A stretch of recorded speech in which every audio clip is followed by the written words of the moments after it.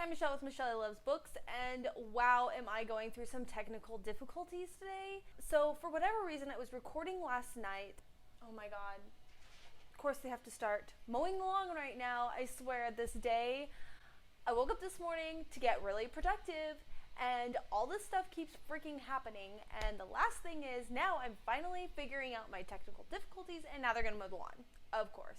Anyways, a play-by-play of my technical difficulties. I don't know what is up with my phone. I've always just recorded with my phone or my tablet. My phone has always been really reliable. I did go ahead and purchase an external microphone just to make the quality a little bit better, but I couldn't figure out how to get it working.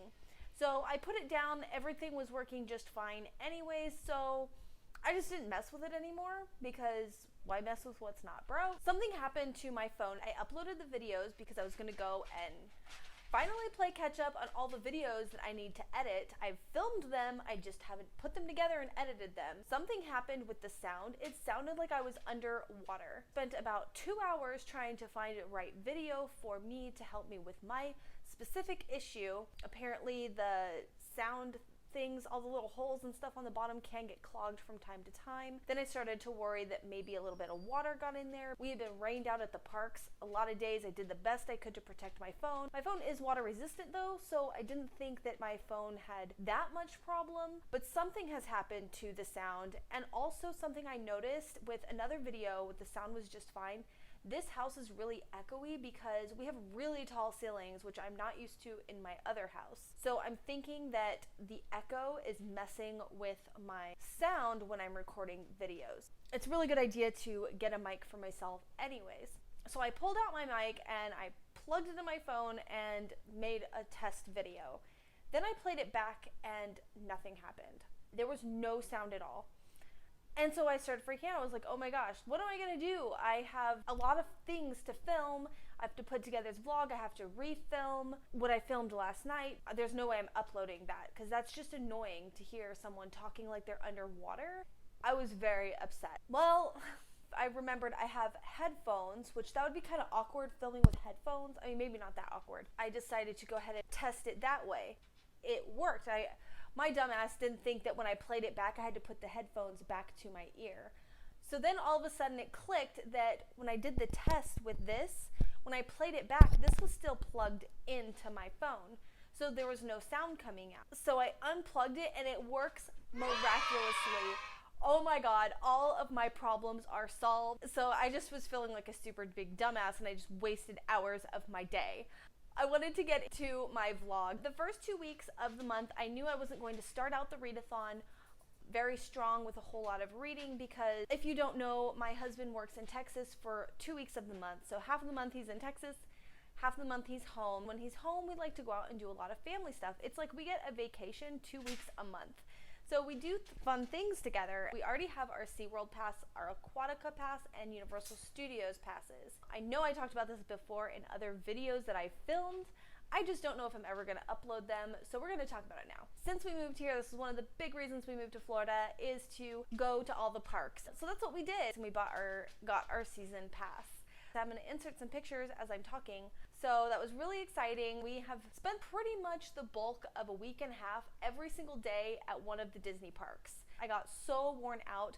We started tracking our steps because of how much we were walking. At least 2 of the days that we were there, we walked a full 20,000 steps, and that equals to about 10 miles. And then the other days we walked easily 5 to 8 miles, which is really great. My husband and I, we're getting a little bit older now, and we need to actually start walking to lose weight. We can't just be like, hey, I'm gonna just eat healthy and I'll lose weight. It doesn't work like that for us anymore. So we actually have to work at it now. This is a really good tool for us. As a family, just get out and get exercise as well. I did try to start reading in the car on the way. I didn't obviously want to take my big book that I was reading, so I did put an ebook on my phone. I rented 3 Dark Crowns via ebook. While we were standing in lines, I was just going to read my book. That ended up not working so well. I don't know why. I just had a hard time getting into the book. Maybe it just wasn't a great choice. I should probably maybe picked a lighter read instead of a high fantasy.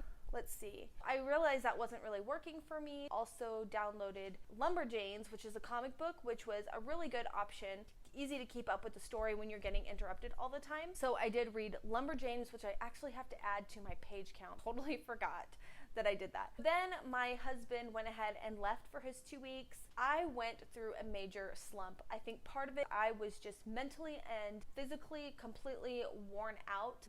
And it was just getting really overwhelming to the point where I wasn't getting anything done because I had the weight of all this stuff on my shoulders. Also, I got really, really distracted.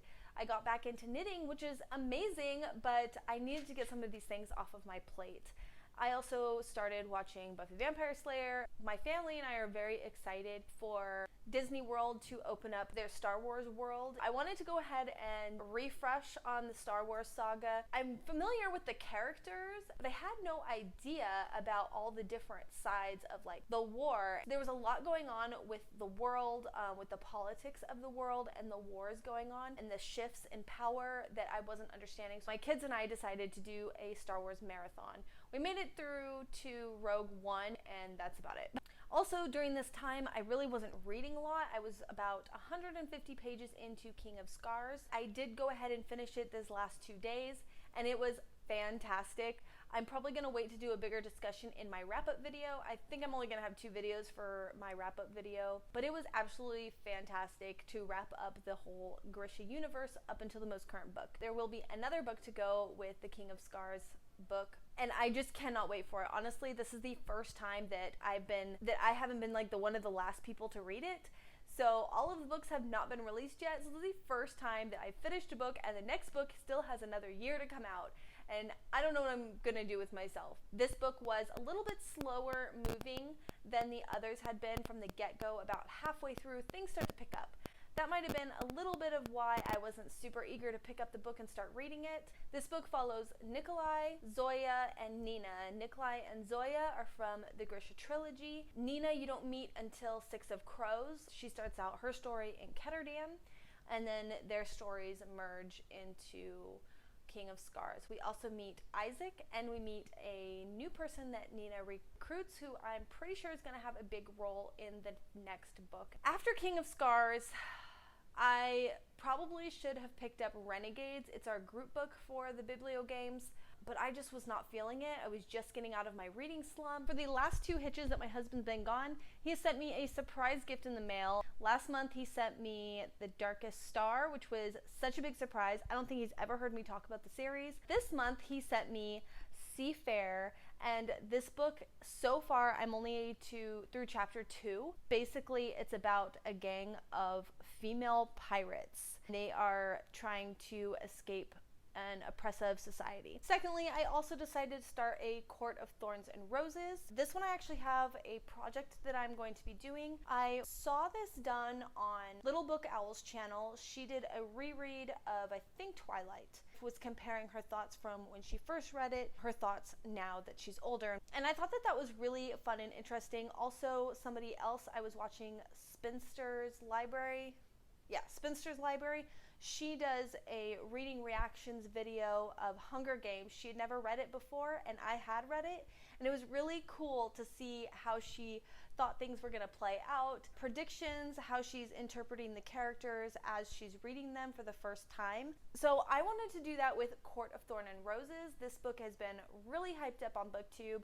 I feel like I'm the last to read this book. For other people who have read it, it might be pretty entertaining. Oh my fucking god. Ugh. Okay, now the color's a lot better. I feel like I need to redo this. We're having like clouds go over. The outside light that's coming in is like dimming and getting brighter, and it's really messing with my video here. So this is a little bit better. I found these at the dollar store actually, and there's a lot of these missing. There was actually 2 of the neon yellows and 2 of the oranges, which I ran out during King of Scars. But these are my absolute favorite. I have picked up a ton of them at the dollar store. Like every time I go in, I'll buy like 5 packs when they have them in. They have all the different colors, which are really great for fantasies because there's so many different things that I like to make note of. We can get into how I annotate much later date. Anyways, these are absolutely perfect. They actually stick to this little plastic thing very well. They don't really budge. Sometimes the whole thing will just pop off. but for the most part, it works pretty good. And so I've just been using these as a bookmark.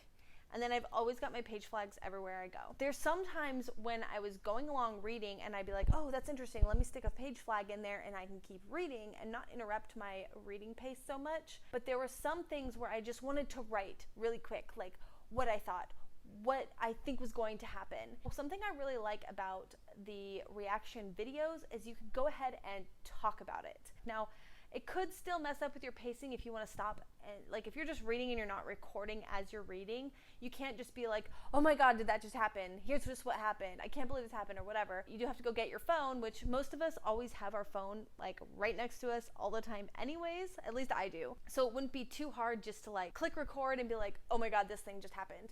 And then you can stick it into your video. So I'm gonna see how this goes. I'm very excited to see what comes of it. It'll be kind of like a different way of annotating your books, and that's the way I kind of see it. I don't know, I just kind of wanted two different things and I couldn't decide which books to read. So that's why I picked two books to start at the very same time. And that way if I didn't feel like recording or if I was looking like trash and I knew that if something came up I didn't want to get on camera, I'd probably just pick up Seafair. But if I'm really feeling like vlogging and talkative, then I'll pick up my other book and be ready to record. So remember how I said that there was all these tasks, all these videos I hadn't recorded. I had these vlog ideas with all these pieces that I needed to piece together and put into like a story for a vlog, and it just started getting really, really overwhelming. To add to overwhelming, the biannual BiblioGames event is coming up next month, but it will be their final event. They will not be doing it again in the future, and they're going to be doing it for 9 days. That means 9 different video challenges. I've been putting a lot of pressure on myself to come up with some really good videos. That means a lot of prep work because I do put a lot of effort into those videos. It's not just getting up here and talking. Like I try to play out scenes and stuff like that. That just kind of added to the stress. And that's not something you want to do when you're doing booktube, because it should be fun, but it is stressful, but in a good kind of stressful way, because it gets your butt in gear to get those videos done and then you feel so accomplished. So it's a good kind of stress, but it started to get so overwhelming that it was the bad kind of stress and it wasn't fun. And I told myself, just stop, just knock it off. If you can't do it, you can't do it, you know? Simplify your life, Michelle, simplify. That seemed to just giving myself that calm down. It doesn't have to be perfect. I think that really helped me get out of my funk, kind of. I really wish I could sit down and read one of my new books, but I've got some video editing to do. Yep, so I'll catch you later. Bye.